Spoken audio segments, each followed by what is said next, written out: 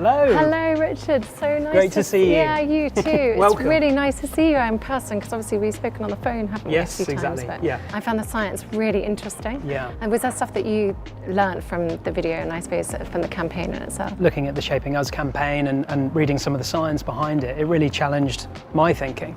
And it made me think what more we can do personally as a parent, but also actually as a business. And that's the thing, is that so many of your employees, but also customers, their parents, their grandparents, we all know that it's important to look after their well-being because those are the people that are raising children today. Yeah, exactly right. And we've got a role and responsibility as a business to help as best we can by giving away vouchers, trying to freeze the price of our £1 lines.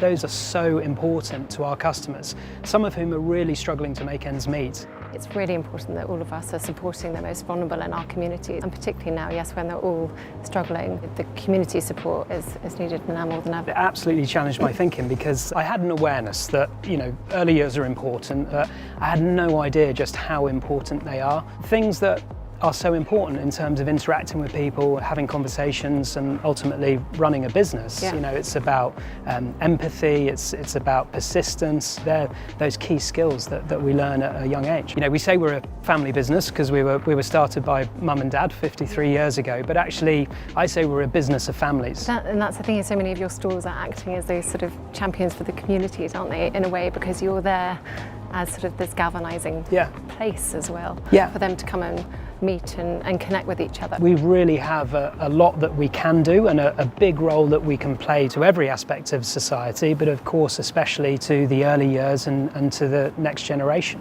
Absolutely. Do you feel that this is sort of where businesses are going to go and sort of investing in the communities that they serve?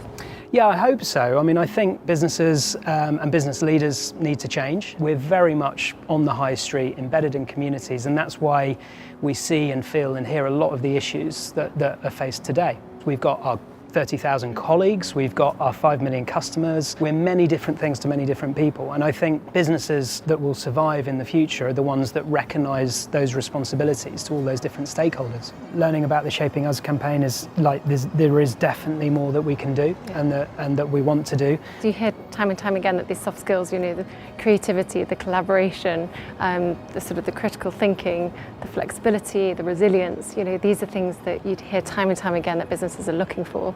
And it's really interesting seeing how actually, if you work back about how so often the foundations for those skills are built in the earliest years of our lives. Absolutely, yeah. Stores like this where it's all about communicating, it's about working together as a family, but also making sure that our colleagues in this store are supported as best they can. And I think that's one of the really sort of key parts here, that where businesses can play their role. All of that's founded on building relationships, not only internally, colleague to colleague, but also with your customers as well. The foundations of leading and building those relationships comes from early years experience. Exactly, and that's the key word, relationships. So you think, what can business do with regards